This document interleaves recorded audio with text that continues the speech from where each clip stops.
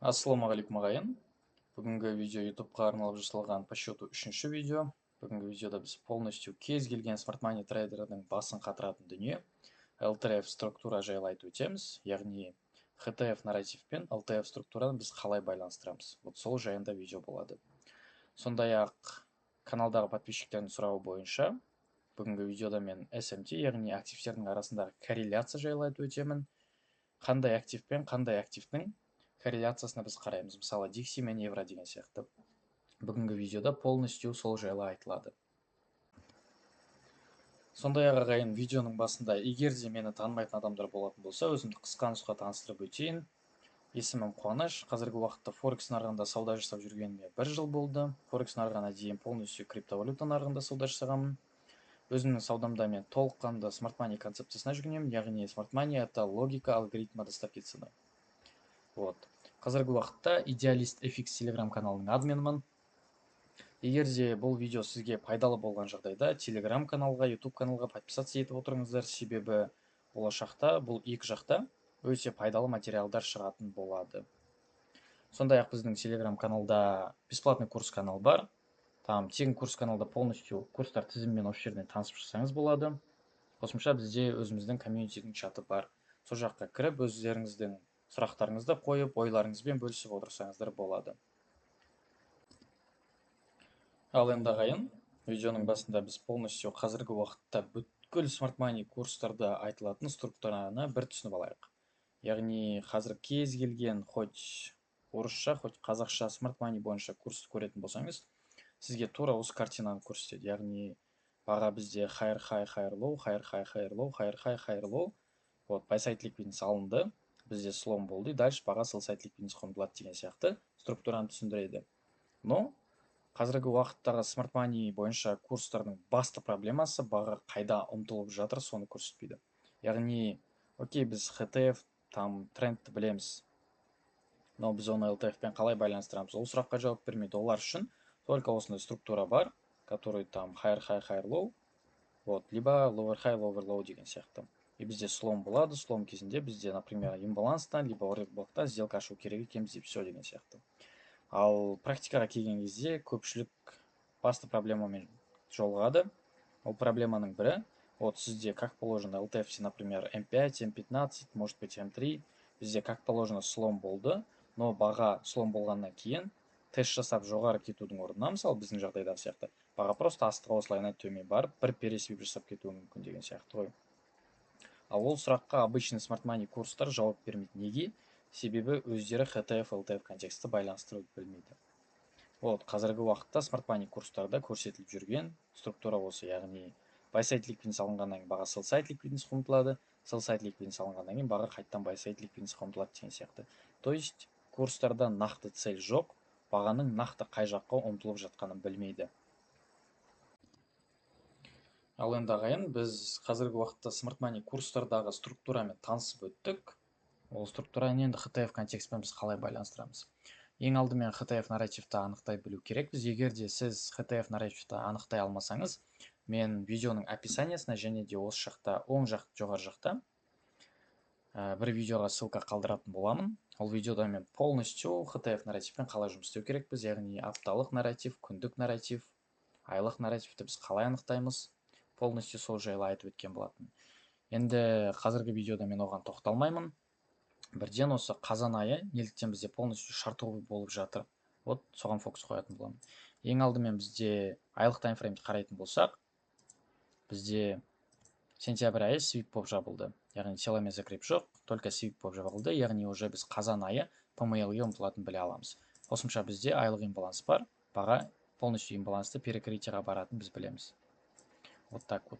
Енді біз апталық таймфреймге өтетін болсақ, біз қандай картинаны байқап тұрмыз. Вот бізде қазан айының басталған свечасы осы. Қосымша бізде апталық таймфреймде свип болып жабылды. Это что значит? Это значит, что баға previous weekly low'ға ұмтылады. Вот. Осы жаққа баға ұмтылуда бізде. Енді как только біз күндік таймфреймге өтетін болсақ, бізде айдың ашылуы понедельник, ол бізде 30 сентябрь болды, вторниктан бастап уже бізде 1 октябрь болды. Біз уже білеміз, что апталық свеча бізде свип болып жабылғанын, енді қандай картина күтетін боламыз біз. Понедельник, как положено, өзінің жұмысын істеді, яғни аккумуляция болды, уже вторниктен бастап полностью дистрибуция басталды. Байқасаңыздар, вторник, среда, четверг, пятница біз полный шартовый болдық, яғни уже біз айлық цельді орындап тастадық. Енді бағаның алдын ала шартовый болатын, сіз только нарративке қарап анықтай аласыздар. Осы информацияға сүйене отырып, например, M15 LTF таймфреймде сіз структурамен жұмыс істейсіз. Уже сіз, например, даже лонговый слом болған жағдайдың өзінде, лонг позиция емес, строго айлық цельге дейін шорт позициямен ғана жұмыс істейтін боласыз. Условно, мысалы бізде Франкфурт кезінде, вот вторник мынау бізде. Вторник кезінде біз Франкфурттың хай алынғаннан кейін уже біз черепаш суп стратегиясы бойынша шорт позиция аша алатын едік. Ал байқасаңыздар, уже бізде баға, одан кейін уже привязуйтли лоуды алды, одан кейін полностью PML-ге дейін шартовый болды. Ал LTF-те до этого болған сломдар, условно, мұнда слом болды деген сияқты, сіз никак ондай сломнан лонг позициямен жұмыс істемейсіз. Неге? Себебі сізде айлық цель шартовый, яғни PML. Вот, sell-side ликвидность, шартовый деп қой. Байқасаңыздар, кез келген болған новости бізде только шартовый болған. Вот шартовый новости. Қосымша осы жақта болған бізде новости полностью бүткіл sell-side ликвидность алынғаннан кейін, как вертолет сияқты екі жақтағы ликвидностьпен жұмыс істеді. Яғни сіз егер де HTF контекстегі цельді анықтай білсеңіз, вот только сол цельге қарай жұмыс жасайсыз. Яғни байқап тұрсаңыз, даже мына жерде понедельник бізде пятницаның максимумын алғаннан кейін баға не істеді? Слом бізде по факту осы жақта болды. Яғни обычный смарт-манидегі структураға қарайтын болсақ, біз осы жақта слом болғанша күтіп отырады екенбіз. Ал егер де сіз уже логиканы білетін болсаңыз, логика алгоритмі записаны, пятницаның максимум алынғаннан кейін сіз шорт позиция аша берсеңіз болады. Почему? Потому что HTF контекстегі ликвидностьпен жұмыс істеген всегда соңғы свечи, это как ОБ сияқты выступать етеді, ордер блок бізде, вот осы ордер блоктан шорт позиция ұстасаңыз болатын еді. Вот, если біз M5 структураға өтетін болсақ, сіз уже кез келген, сейчас ойланып алсын, сіз кез келген LTF лонговый сломнан уже жоғарыға позиция ашпайсыз, яғни лонг позиция ұстамайсыз никак. Неліктен? Себебі баға лонг емес, шартовый сценарийде. Шартовый ордер флоу бізде условно. Азияның максимум алынды, баға шортқа кетті, Азияның максимум алынды, баға шортқа кетті. Мына жақта Азияның максимум алынбаған. Но Dixie мен SMT бар ма деп ойлаймын. Байқасаңыздар, всегда Азия либо ордер флоу бойынша өзі жұмыс жасайды. Мысалы, мына жерде анық көрілген. И дальше баға астыға кетеді. Қосымша айлық цель алынғанша бізде новости полностью шартовый болады. Сол сияқты вот Азияның хай алынды, баға шартовый. Азияның хай алынды, баға шартовый. Азияның хай алынған жоқ, но Азия өзі ликвидностьпен жұмыс жасап тұр. Вот. Полностью шартовый мув. Азияның хай алынды шорт. Вот. Азияның лоу алынды лонг. Почему? Потому что бізде последний пятница күні секондострой деген алгоритм болды. Из-за этого баға бізде екі жақтағы ликвидностьпен жұмыс жасады. Вот осылай ағайын, сіз HTF контекстегі нарративті анықтау арқылы LTF структурамен жұмыс істей аласыз. Яғни строго, егер де бізде там цель sell-side ликвидность болатын болса, мысалы PML, привязуйтли лоу деген сияқты. Сіз лонг позиция никак ашпайсыз. Сізге уже цель алдын ала белгілі. Азияның хай алынды, шорт позиция ұстай бересіз. Азияның хай алынды, шорт позиция. Вот. Обычный мысал, обычный order flow. Вот так вот. А біз білетіндей, понедельник бізде всегда аккумуляция болады, 30 сентябрь, и вторник күні бізде 1 октябрь болды. Как только айлық свеча ашылды, баға не істеді, бізде баға просто PML-ге ұмтылды. Вот так вот. И 5 күнде баға запросто, можно сказать, сейчас, бір минут, қанша пипсқа түскен көрейік. 135 пипс, 140 пипсқа баға түсті. 5 күннің ішінде. Егер де сіз HTF нарративті анықтай білсеңіз, қосымша там уақытпен байланыстыра білсеңіз, яғни понедельник күні позиция ашпай, вторниктен бастап сауда жасаңыз, сіз уже апталық диапазонды ұстай аласыз. Даже если сіз айлық цельге дейін емес, привязуйтли лоуға дейін цель ұстаған жағдайдың өзінде, сіздің қалтаңызда уже 60 пипс бар. Вот так вот. Трейдинг сіздер ойлағаннан қарағанда намного жеңіл, егер де сіз HTF пен LTF-ті байланыстыра білсеңіз. Сіз условно обычный лонговый слом болған кезде позиция ашпайсыз уже строго, buy-side ликвидностьпен баға жұмыс істеген кезде, мысалы осы жағдайдағы сияқты. Сіз строго шорт позиция ашасыз и все. яғни уже там СНГде айтады квазимода деген сетап. Сіз уже квазимода қай жерден реакция алатынын білесіз. Ал полностью американский контентте айтады черепаш суп деген стратегия. Вот черепаш суп қалай жұмыс істейтінін сіз уже біле аласыз. Яғни строго байсайт ликвидностьпен баға жұмыс істеді. Сіз шорт позиция ашасыз. Селге дейін ацель бізде PML болды. Вот и все. Ал енді ағайын, видеоның келесі бөлігінде мен активтер арасындағы корреляция SMT жайлы түсіндіріп өтейін. SMT деген өте қарапайым дүние. Яғни бізде белгілі бір активтермен корреляция болады условно. Егер де сіз еврода сауда жасайтын болсаңыз, сіз строго евромен қоса диксиге анализ жасайсыз, фунтқа анализ жасайсыз. Яғни дикси, евро, фунт үшеуін бірге алып жүресіз. Мысалы, егер де сіз алтында сауда жасайтын болсаңыз, алтын мен күмісті бірге алып жүресіз. Егер де сіз биткоинмен сауда жасайтын болсаңыз, эфириумды бірге алып жүресіз. Яғни неге? Себебі бізде SMT болуы мүмкін. Яғни белгілі бір актив ликвидностьпен жұмыс істеген жағдайда, вот, ликвидностьпен баға жұмыс істеді. Бір актив, например, бірінші актив бізде биткоин. Биткоин ликвидностьпен жұмыс істеді, ал эфириум бізде ликвидностьпен жұмыс істеген жоқ. Просто вот и все. SMT-дің бүткіл логикасы осы. Яғни точно екеуінде де бір уақыт, но баға, например, биткоинда ликвидностьпен жұмыс істеді, ал эфириумда ликвидностьпен жұмыс істеген жоқ. Тура сол сияқты, айтып өткенім сияқты, дикси, евро, фунт, алтын мен күміс, биткоин мен эфириум, если индекс болатын болса, NASDAQ, S&P, Dow Jones үшеуін бірге алып жүресіз. И все. Енді кезекте мен соңғы жұма күніне тоқталып,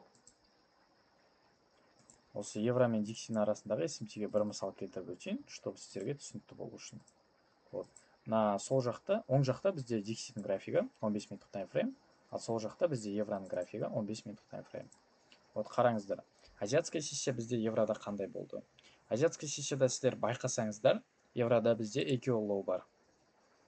Осы жерде sell side liquidity белгілеп қояйын, чтобы сіздерге түсінікті болатындай. Sell side liquidity. Ал қарасаңыздар диксида. Бізде диксида евро Азияның лоуымен жұмыс істеген жоқ. Ал дикси Азияның хайымен жұмыс істейді. Ал біз білеміз, евро мен дикси бір-біріне қарама-қарсы, яғни дикси құлайтын болса, евро өседі, дикси өсетін болса, евро құлайды. Потому что евро диксиге бағынышты былайша айтқанда. Енді қараңыздар. Почему бізде алгоритм именно жұма күні секанда строй болды? Потому что до этого бізде баға көп ликвидностьпен жұмыс істеді. Из-за этого жұма күні біз екі жақтағы ликвидностьпен жұмыс істедік. Яғни байқасаңыздар, баға daily open болғаннан кейін, вот 18:00-ден кейін байқасаңыздар, баға екі жақтағы ликвидностьпен кезек-кезек жұмыс істеуде. Вот. И бізде цель previous daily low болатын дикси бойынша, ал евро бойынша previous daily high болатын. Екі жақта цель алынған жоқ, но баға сол цельге ұмтылуда. Енді қараңыздар, евро бізде азиатский хайды алған жоқ, азиатский лоуды да алған жоқ. Ал диксиді біз қарайтын болсақ, баға азиатский хаймен жұмыс істеді, баға азиатский лоумен жұмыс істеді. Енді қараңыздар, дикси азиатский хайды алған кезде, вот дәл осы жерде 2.30-да, вот. Дикси азиатский максимуммен жұмыс істеді, ал евро азиатский минимуммен жұмыс жасаған жоқ. Яғни дәл осы жерде біз анық SMT-ді көріп тұрмыз. Вот 2.30-ға барамыз. Яғни вот бізде SMT деген осы. Яғни белгілі бір актив ликвидностьпен жұмыс істейді, ал бір актив ликвидностьпен жұмыс істеген жоқ. Енді келесі кезекте азиатский максимум алынғаннан кейін, конечно, дикси азиатский минимумға ұмтылды, азиатский минимум алынды, ал евро не істеді? Бізде азиатский минимум алынған жоқ, евро дальше лонговый болды. Енді қараңыздар, дикси азиатский минимумды алғаннан кейін дальше қайтадан buy-side ликвидностьқа ұмтылды. Почему? Потому что бізде алгоритм секанда строй. Яғни екі жақтағы бағамен ликвидностьпен жұмыс істейді баға. Енді қараңыздар, біз уже секанда строй алгоритм екенін қалай біле аламыз? Екі активтің біреуі, біздің жағдайда дикси, Азияның хайымен де лоуымен де жұмыс істеп тұр. Осындай жағдайда бізде секанда строй алгоритм көбінесе жұма күніне түседі. Көп жағдайда жұма күніне түседі, ал біздің жағдайда точно тот же самый секанда строй daily open болғаннан кейін баға sell side, buy side ликвидностьпен кезек-кезек жұмыс істейді. Вот так вот. Енді бізде дикси лонговый болды, buy side ликвидностьқа ұмтылды, евро не істеді? Ешқандай структурный слом ештеңені қараған жоқ, оны учитывать еткен жоқ, просто sell side ликвидностьқа ұмтылып, азиатский минимумды алды. Азиатский минимумды алғаннан кейін евро не істеді? Buy side ликвидностьқа ұмтылды, новости бізде лонговый болды, новостиден кейін манипуляция, қайтадан sell side ликвидностьпен жұмыс істеді, и дальше лонговый болды, қай жерге дейін? Новостной хай, яғни buy side ликвидностьқа дейін. Ал дикси не істеді? Дикси пересвип жасады ма новостиді? Вот жоқ. евро пересвип жасады, дикси не істеді? Просто так SMT. Және де SMT жайлы қысқа нұсқа бір факт айтып өтейін. Қайсы актив ликвидностьпен жұмыс жасайды, сол актив моментте әлсіз. Және де сол актив мықты қозғалады. Неліктен? Себебі сол активке ликвидность жетіспейді. Из-за этого баға тез-тез келесі ликвидностьқа ұмтылатын болады. Вот так вот. Яғни бізде дикси Азияның максимуммен жұмыс істегеннен кейін, евро Азияның минимуммен жұмыс істеген жоқ. Бізде анық SMT бар. И дальше дикси полностью байқасаңыздар тез шартовый болды. Ал мына жағдайдың өзінде қарасаңыздар, евро бізде buy-side ликвидностьпен жұмыс істеді, яғни біз анық SMT-ді көріп тұрмыз. Евро дальше шартовый жылдам шортқа кетті, яғни sell-side ликвидностьқа ұмтылды. Ал диксиді байқасаңыздар ақырын өсті деген сияқты. Вот и все. Және де алтынға тоқтала кетейік, чтобы сіздерге анық болатындай. Алтын мен күміске. Сейчас. Вот, 4 сағаттық таймфрейм. Біз қандай картинаны байқап тұрмыз?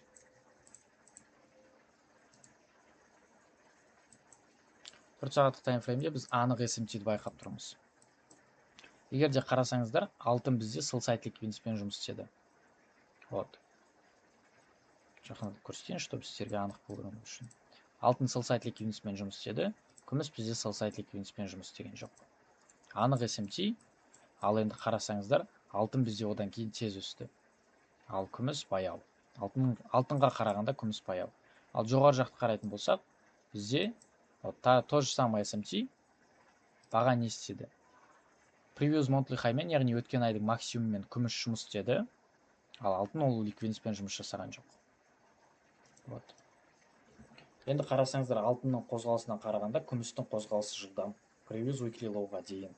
Ал каналға мен салған болатынмын, что бізде цель осы аптада previous weekly low. Осы аптаның целі алынғаннан кейін, четверг күні бізде новости болды. Новостида sell-side ликвидность жиналды, екеуінде SMT, и дальше алтын лонговый. Ал енді күміс бойынша бізде лонговыймыз. Почему? Потому что алтынның артынан еріп бара жатырмыз. Яғни алтын buy-side ликвидность ұмтылды. Ал бізде цель previous weekly high, және де previous monthly high, яғни өткен айдың максимумы. Вот так вот ағайын. Трейдинг сіздер ойлағаннан намного жеңіл. Өте оңай, өте қарапайым дүние. Трейдинг это трудный путь к легким деньгам деген сияқты айтатын адамдарға сенбеңіздер. Это өте оңай. Просто сіздер HTF контекст пен LTF контекстті байланыстырып, осындай SMT сияқты маңызды моменттерді байқасаңыздар болды. Ал оның бәрін байқау сіздерге со временем, с опытом келе береді. Вот и все. Сондықтан ағайын, осы видео сіздерге пайдалы болатын болса, Telegram каналға подписаться етіңіздер, YouTube каналға подписаться етіңіздер. Трейдингпен айналысатын немесе трейдингке қызығатын жақындарыңыз, таныстарыңыз болатын болса, максимально осы видеоны таратыңыздар. Ешкімнен курс алмасын, болашақта осы YouTube каналда бүткіл пайдалы материал шығатын болады. Сондықтан ешкімнен бәленбай 1000 теңгеге ешқандай курс сатып алып керек емес. Трейдингті мен сіздерге максимально қарапайым қылып осы каналда көрсететін боламын. Видеоны көргендеріңізге рахмет. Надеюсь, бұл видео сіздердің саудаларыңызда винрейттеріңізді көтерді деген үміттемін. Және де пайдалы болды деген үміттемін. Все-таки адам болғаннан кейін біздің басты ұмтылу керек дүниеміз ол басқа адамға пайдамызды тигізу. Егер де біз осы қарапайым логиканы пайдаланатын болсақ, яғни басқа адамға пайдамыз тигізу деген сияқты, біз Қазақстанда көркейткеннен басқа результат алмаймыз. Себебі еліміз дамыса, еліміздің жағдайы жақсарса, например, тот же самый трейдингтің арқасында менің біреуге пайдам тиетін болса, болашақта оның жақсылығы ол адамнан маған жақсылық келмесе де, маған жақсылық тек бір Алладан келеді. Сондықтан ағайын, бір-біріңізге жақсылық жасаңыздар, осы видеоны максимально таратыңыздар. Рахмет.